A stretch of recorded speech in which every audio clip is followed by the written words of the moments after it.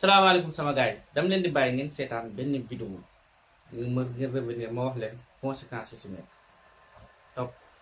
Si ton PC est super lent pour démarrer, regarde ça. Appuie sur la touche Windows et la touche R. Ça va t'ouvrir cette petite fenêtre. À l'intérieur, tu vas écrire msconfig et tu fais Entrée. Dans cette fenêtre, tu vas cliquer sur Démarrer. Ensuite, tu vas dans Options avancées. Puis tu coches la case Nombre de processeurs. Et en dessous, tu vas choisir le nombre maximum afin que ton PC utilise tout ton processeur pendant le démarrage de ton PC. N'oublie pas de sauvegarder en appuyant sur Appliquer.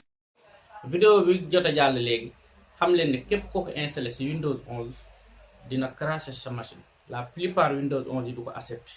Windows 10 dina ko accepté ak yu wàcc yi parce que c'est pour permettre nga booster sa ordinateur mu gën a gaaw pour accélérer ko au démarrage.